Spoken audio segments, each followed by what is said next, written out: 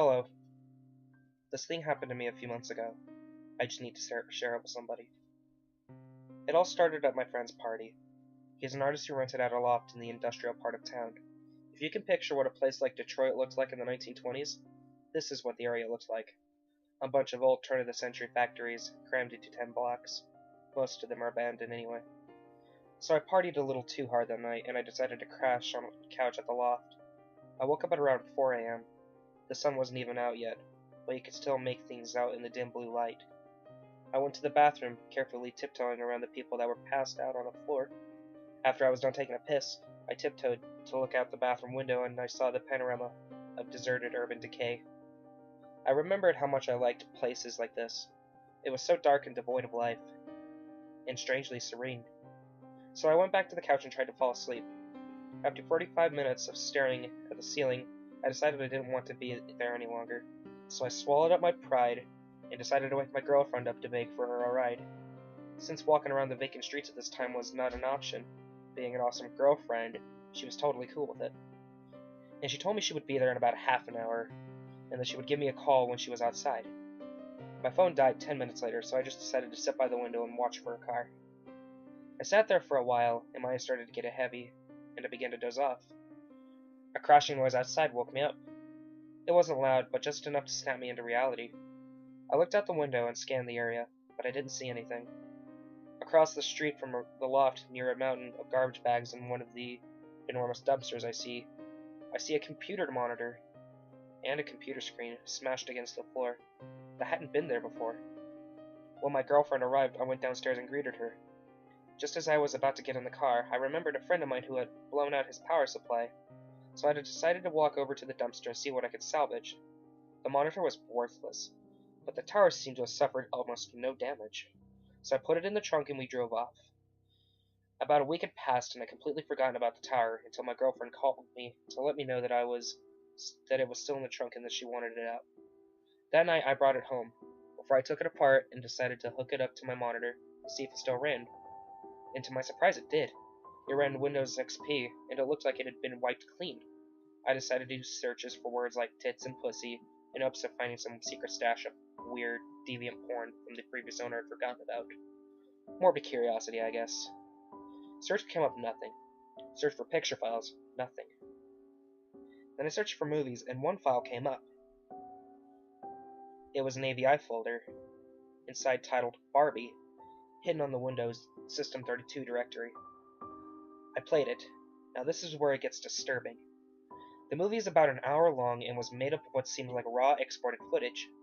The footage was of this woman sitting on a chair and talking against a white backdrop.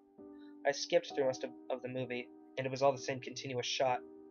Then I decided to sit through the footage to find out what she was talking about. 15 seconds into the footage, the audio goes completely bad, and her voice is drowned in harsh static back noise. I couldn't make out a thing. So I imported the footage into a Final Cut and tried to mess with the levels and isolate her voice. It helped a little, but I still couldn't hear what she was saying. I was intrigued now, and I began to really pay attention to her face and body language. It seems that she's been asked some kind of questions, because she stops at times to listen, then continues talking. About 15 minutes into the footage, her face begins to redden and contort, as if the questions are bothering her, but she continues to answer them anyway. Shortly after, she begins to cry. She sobs hysterically for the duration of the film. One of the few words I could lip read was skin. She repeats this word many times throughout the footage, and at one point she even pulls out the skin from her arm and mouths the word. She seems to be very unhappy with her skin. There is much more I have to get off my chest, but it is getting late and I have to go on. I'll share the rest tomorrow. God save my soul. It kept on building and building. And about 40 minutes in, she's crying so hard she can barely look at the camera. She stops talking at this point, and the rest of the footage is just her crying with her head down. Oddly enough, she doesn't get up or move. The screen just fades to black. I was fucking dumbfounded. I played the whole thing through many times that night. Tried to find any inflections and nuances in her movement that would reveal anything else about what was going on. I felt so dissatisfied, I wanted to know more. That's when I noticed that there was about 10 more minutes left on the timeline after the screen went black, and about 2 minutes, and there was more footage. The footage was extremely shaky, almost unwatchable. It depicted a pair of legs walking along train tracks. My guess is the camera was accidentally left on as it was being carried somewhere. The person in this footage walked along the train tracks for about 6 minutes, then turns into the forest and walks over what looked like foliage flattened by a piece of plywood. The person continues on this makeshift plywood road until the movie clip ends. Now my heart started beating with the excitement because there was a train track a few miles away that looked very similar to the one in the video. I had to check this out. I called up my friend Ezra. He's 6'4", 250 pounds, and mostly muscle. I convinced him to go on a little adventure with me. I'm no pushover myself, but if I were to go alone wandering in the woods, or God knows what, extra muscle couldn't hurt. This whole idea of investigating this video had me so excited I couldn't sleep.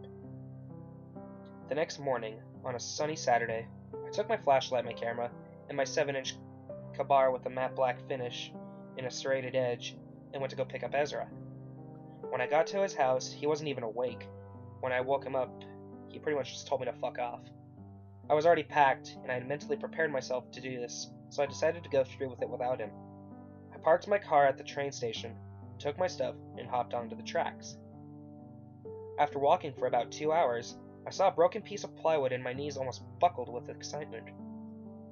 I searched the nearby foliage, and there it was, a little plywood trail leading into the forest. I walked slowly along the trail, paying close attention to everything. I would stop occasionally, kneel down, and listen for anything or anyone. But it was so quiet. This was one of the most nerve-wracking things I've ever done.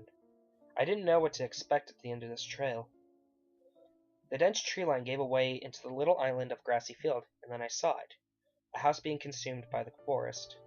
From the looks of it, no one had lived there for 20, maybe 30 years. I got my camera and snapped a few pictures. A few yards away from the house was a tool shed made of rusty sheet metal. I just sat there among the trees for a while, absorbing everything.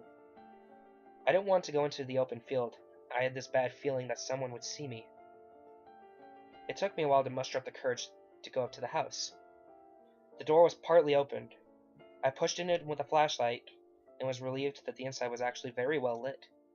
I put my flashlight away, got my camera, and took a few more pictures. There was no furniture. The floor was riddled with bricks and wood and rubble, and some of the walls had huge holes in them.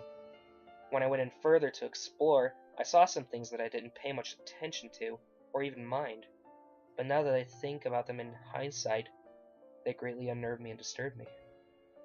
The first thing that seemed a little odd was that one of the doors in the room, that I presumed was the basement, seemed a little too new to be in the house.